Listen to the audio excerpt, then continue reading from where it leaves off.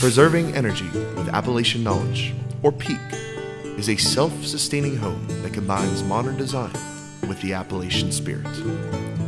This ideology is captured by incorporating several contemporary systems into a quaint log cabin structure. Though the home will appear to be constructed with logs, the floors, walls, and ceiling of the home will consist of SIPs, structural insulated panels.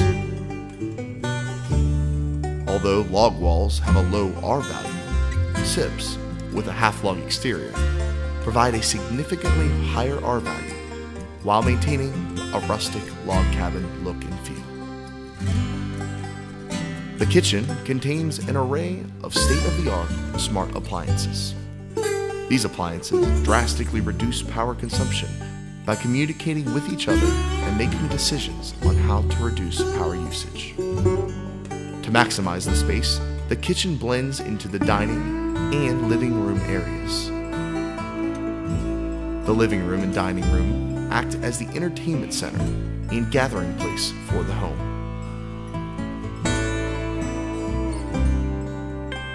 Innovation is heavily incorporated into the design by an all-encompassing, integrated smart home system. With a user-friendly application, one can control the HVAC, lighting, and security systems of the home on any smartphone or tablet. Monitoring energy consumption, water, and air quality are also just a few taps away. Each area contains a climate control system that allows for room-by-room temperature adjustment using the application. By utilizing HVAC technology, the user can set zoning preferences inside each individual room without disrupting the settings of the neighboring rooms. Each room also has built-in lighting controls.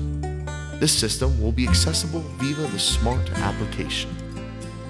Each of these programs will allow the user to remotely adjust the brightness in each of the rooms. The utility room acts as the nerve center for the systems throughout PEAK and doubles as the server room for the smart home system. It contains the washer and dryer, as well as the solar hot water tanks. This room also functions as a fulcrum to the two sides of the house.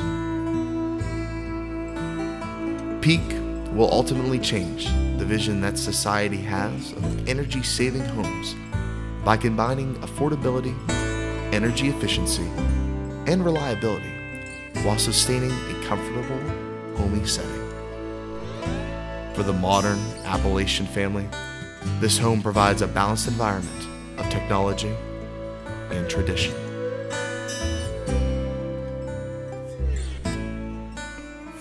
Okay, so just so you know, guys, this team got accepted into this solar decathlon competition in October in California.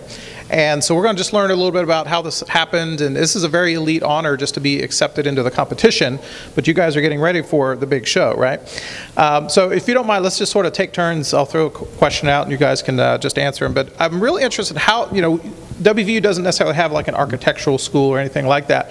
How did this idea take shape on campus? Like, who were the people that sort of formed the idea that, hey, we should go for this, and then maybe talk about how the team formed a little bit? A few students in the engineering school decided, you know, to graduate from the engineering school, you have to do a senior design project, and they weren't really satisfied with the options that they had. So a few of them got together and they decided to go check out the Solar Decathlon, which used to be hosted in Washington, D.C., to try to gather some ideas for a project. But once they went there, it was kind of like a very, I wouldn't say life-changing experience. I mean, it was kind of cool to see all the different houses and what they were kind of doing. So they came back to the university and were like, oh, this is a great idea. We should enter. So them and a few other students drafted a proposal, and in November of 2011, they went ahead and submitted it. and it got accepted. That was pretty That's cool, amazing. Yeah, that's great. So, I love this idea because it really fuses sort of the rustic Appalachia with, high-tech sustainability thinking. Maybe one of you talk a little bit about how the idea, the proposal that you came up with took shape and how it became such a great idea.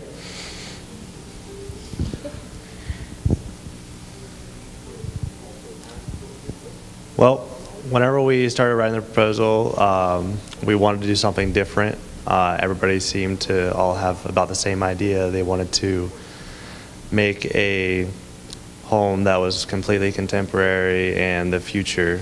And when we looked at it, we wanted to make it so a West Virginian would want to live there. So we were thinking, okay, log home. But we wanted to still keep that contemporary background, but just cover it up with a comfortable living space, because some people don't want to just live in a box that's like black and white, like the contemporary style might be right now. And so through doing that, we feel that we actually got accepted because of that, because it's different, and that's just what our idea was. That's awesome. So how are you guys preparing for the what are you going to have to do at the contest? Like what actually happens at the contest? There are actually measured events where the jurors will walk around. They'll test how we use the home. They'll test, I think there's a laundry washing competition. We actually host another team for dinner, so that'll be a great idea to show our West Virginia heritage with a home cooked meal. Also, there's a tour. People kind of come and walk around. Other than that, it's just what we do now is the deliverables. We actually have one coming up February 14th. We've completed these since our entry into the competition, and it's kind of been a slow progression to what the home's going to be. So they're measuring that as well, and then once we get there in October. That's amazing. I mean, are there plans to, still early, but are there plans to commercialize this thing? Do you think this is something that has market viability, and what would you see happening there? Well, marketability is one of the 10 competitions for the Decathlon, and it kind of, whether your house would actually hold up in an environment, basically based on your demographics. So in terms of what's going to happen to the house, the university is still deciding that. So we don't really know that. Okay. So how much would this cost, do you estimate, if someone, if you did put it on the market, what would this cost? The goal is to keep the house under $250,000. That'll get you full points. Right now we're sitting somewhere probably between $250,000 and $300,000, which is pretty good because a lot of teams really struggle with keeping it that low. So. Right. Okay. I'd love for one of you to talk about the cross-discipline nature of your team. I mean, you've got people from all kinds of different schools on campus working on this. How big's the team, and what does that sort of diversity of talent look like? Well, right now, as far as the engineering school goes, we have people from mechanical engineering that they have talents in the HVAC systems and the plumbing, and then there are those of us from the lane department at WVU, which is computer science, electrical engineering, and computer engineering. And I mean, as far as the tasks go, we have to divvy them up, and so we get this deliverable done on time. But just then, outside of engineering, we also have people from the design school, accounting, business. So I mean, it's nice to have somebody from different disciplines that know more about what they're talking about than you might on whatever their proficiency is. So right. It's a unique experience where those of us in the group just have this experience to work with others and really get that feeling of a real world experience, how it might be in real life in the business area. Good. Okay. Last question. I'm going to have you guys introduce yourselves. What have you learned personally through this process? And sort of another question there. What do you think this does to the image, the reputation of your school? To be accepted into such an elite situation there. Just to add to the previous question, we're also partnering with a school in Italy, the University of Rome, as our architect architectural designers because, you know, we don't have an architectural design school here. So we're really appreciative of them and all the work that they've done to help us out too. So you've gone international too, huh? That's great. So what has the team learned, do you think, and what's the implication for the school, do you think? Well, for me personally, I've learned more about organizing and project management than I care to admit.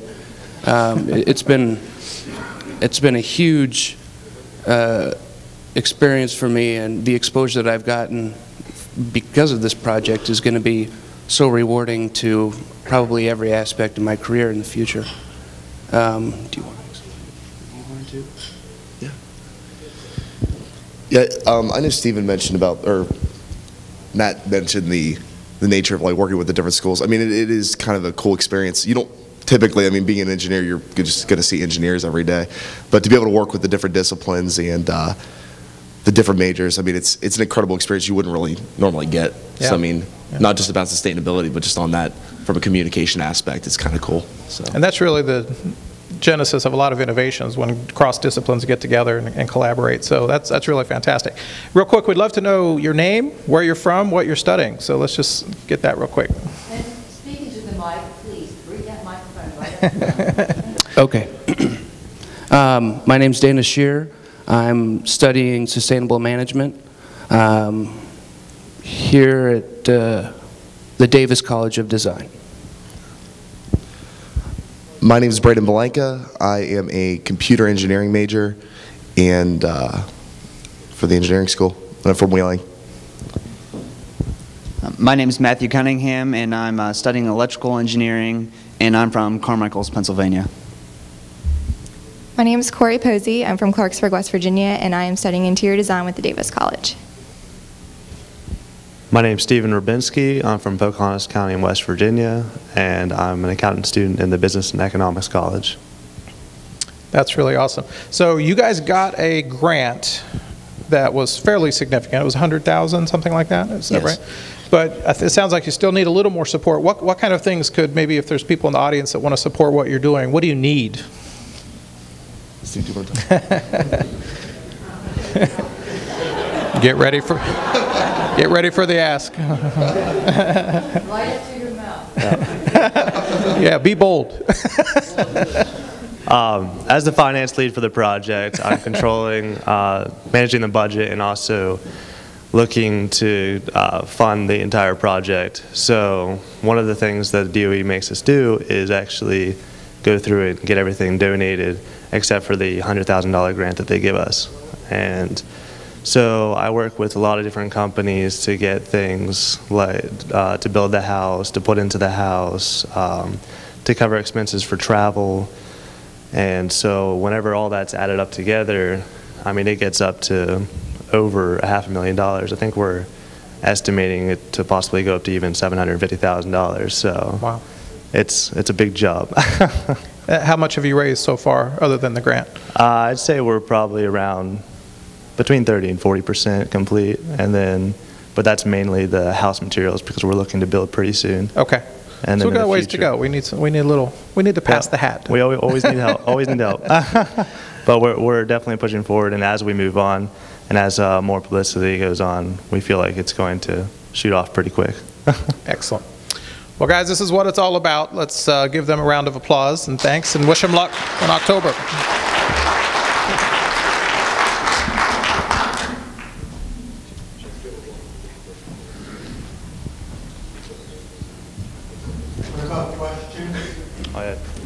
Questions? Yeah. Sorry. Well, yeah, let's do it. There are questions. You can keep the chairs on this stage. Sorry about that. Is this mic live?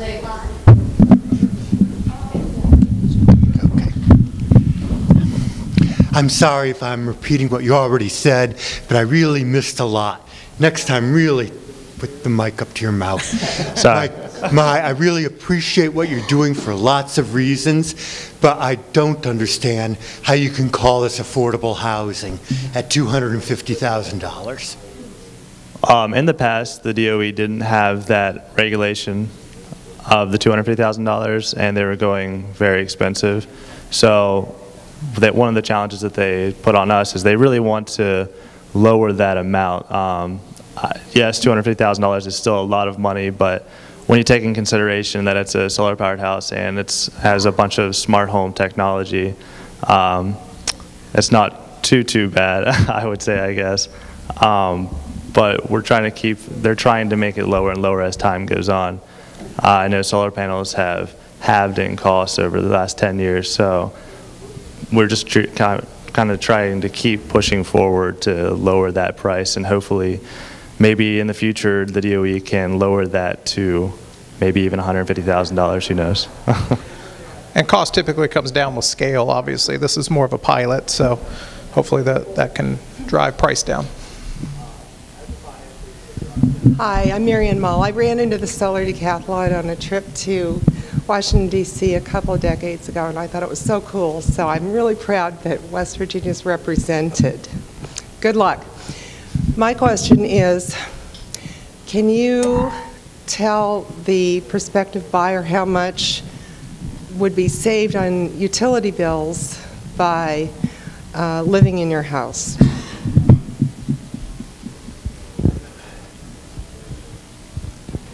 Well, one of the competitions is to attempt to achieve net zero, and basically, if in a perfect scenario, you would not have to pay for any electricity. So, I mean, if you figure how much to run a normal house, I mean, it's a lot. I mean, it's a lot of money over the course of the year. So, I mean, that's something to keep in mind. So, and also the hot water heater as well is solar powered and heated. So.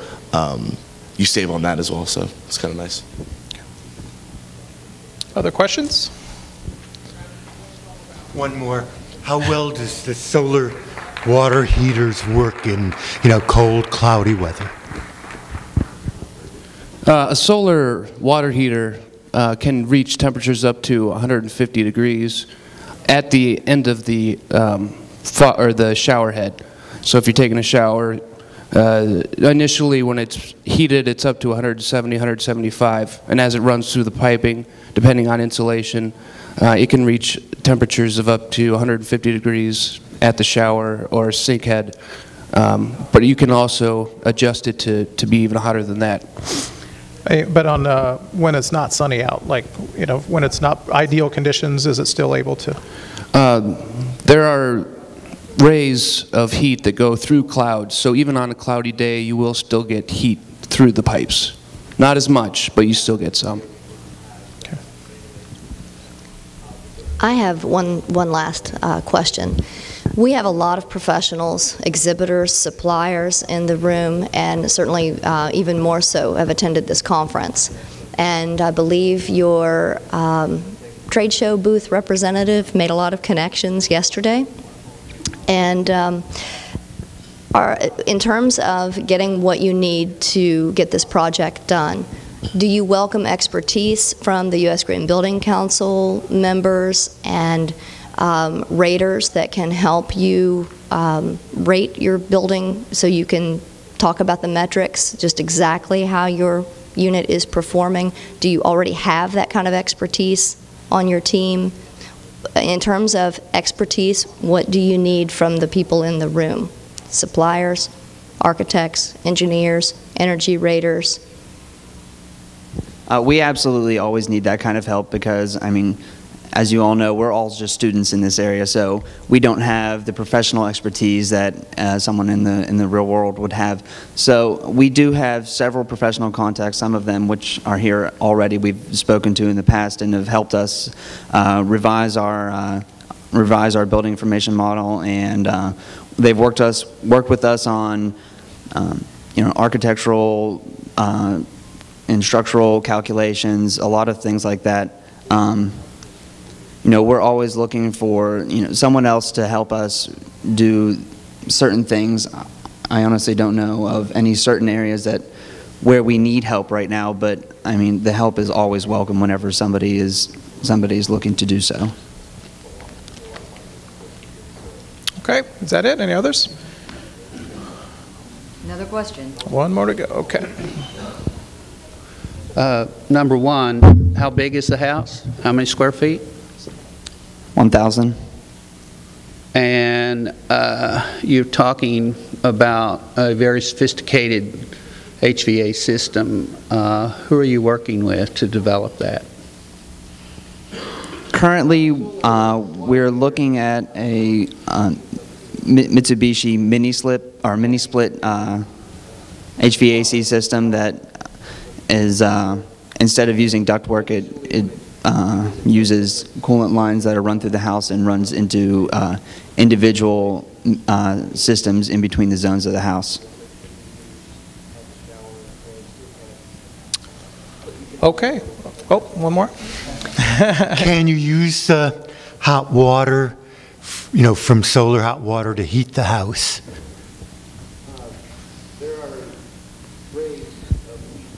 We had actually talked about that, putting it in an enclosed room and trying to capture some of that heat and utilizing it. Sorry.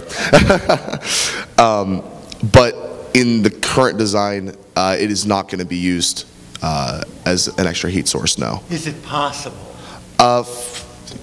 I mean, it's more than possible. It's just we didn't actually utilize that into. We didn't actually incorporate that into the house. But from what we've seen, it seems very, very possible. So. Do you have a question? Yes. Is the foundation part of your cost? For the specific competition, the foundation is not a factor because we'll be building on an asphalt. But part of the prepping of the site, the initial pour here is part of our cost, yeah. So for your $250,000, the foundation is considered part of that? Yes. Okay.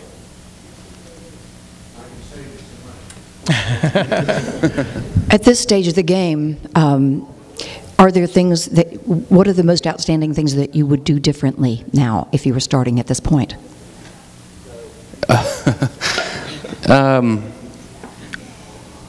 We would do probably almost everything differently.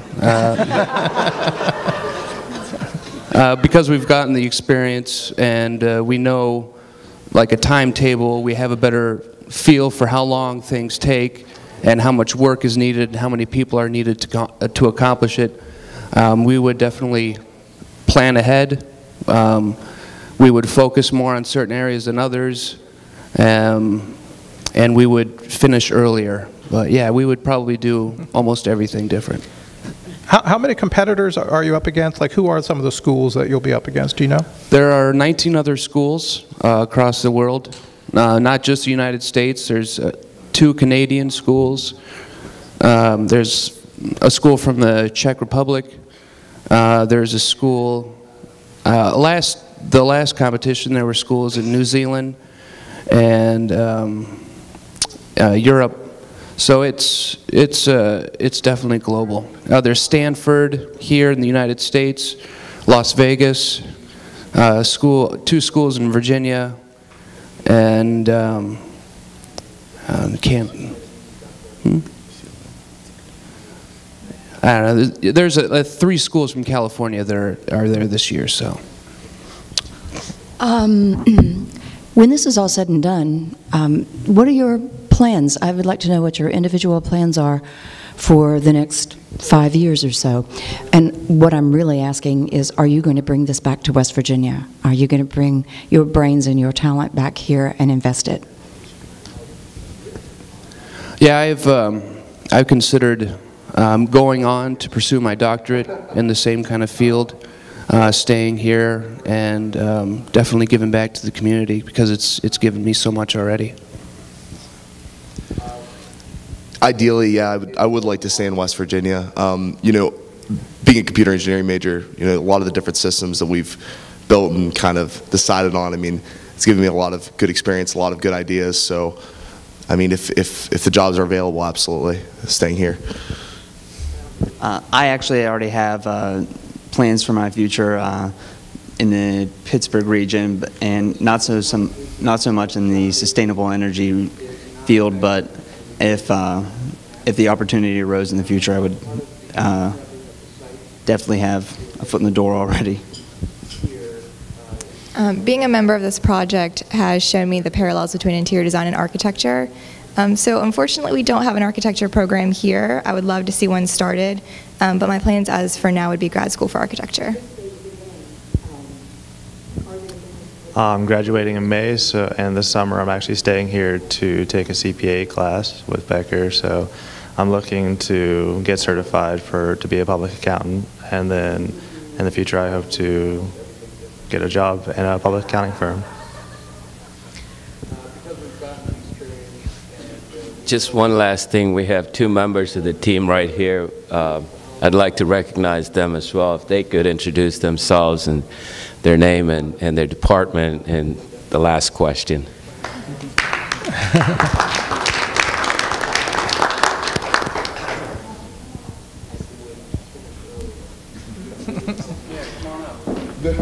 You guys thought you were off the hook this morning, didn't you? My name's Laura Nickel. I'm the communications lead for this project. I'm a junior advertising major in the P.I. Reed School of Journalism, and I'm from Elkton, Maryland. I'm Andrea Argerbright. I am working with the design teams on this. I'm a design studies major focusing in sustainable design and historic preservation, and I'm from Lewisburg, West Virginia. Very cool. Awesome.